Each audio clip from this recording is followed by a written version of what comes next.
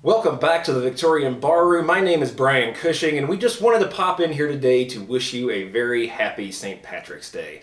Just like a lot of Americans, my family history is like a complex cocktail, and also just like a lot of Americans, the Irish figure very heavily into that. They came over right in the middle of the 19th century, at the beginning of the Victorian period, and made their lives here in America. But today, on St. Patrick's Day, I always do like to take a moment to remember those ancestors and the sacrifices they made and the times they had to give me the life here that I have now. And of course, that's helped along with some libations from the old homeland, all right?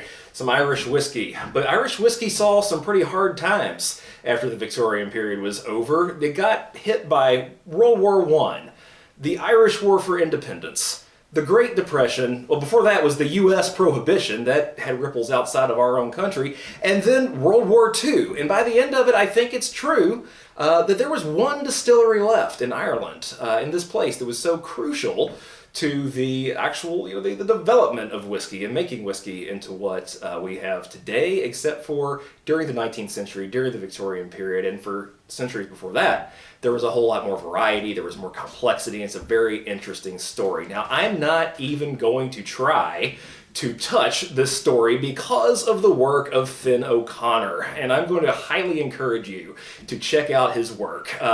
Finn's name is spelled Fionnan, and I had the privilege of having a conversation with him and Alan Bishop from Spirits of French Lick and the Alchemist Cabinet, and Steve Bayshore of Mount Vernon, and Derek Brott from Scotland. He's digging up Scottish distilling sites over there. Really great stuff. But after I butchered Finn's name about 3 times, he very politely and graciously invited me just to call him Finn rather than to continue this for the rest of the evening. So thank you for that.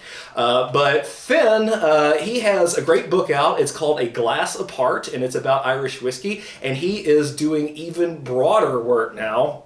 He's actually doing a doctoral dissertation on this, and about just all these different steps and all these wonders and trends that went into the development of Irish whiskey through the 19th century into the early 20th. So I'm going to highly recommend that you check his book out. I'm going to put a couple of links below. There's going to be the conversation that we had with Finn and Derek on behalf of Locust Grove in Louisville. It was a show we did called The Punch Bowl, and also the Distillers Talk episode with Alan Bishop and Christy Atkinson. Really great stuff. If you like what we do here, you're going to love what they do. I really encourage you to keep up with them.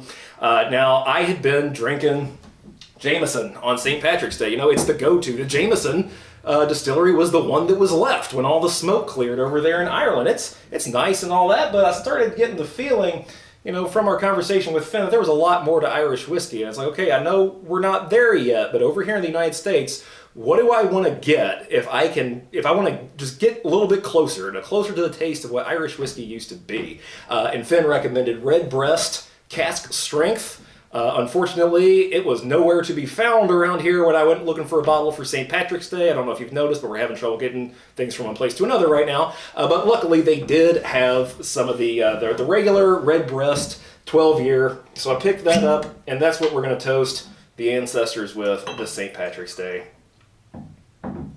So wherever your family's from, wherever you're headed, wherever you're going to wind up, here's to you. Hang in there. Stay strong.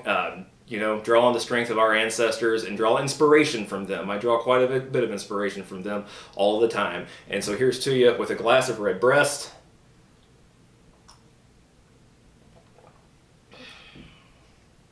And I like it.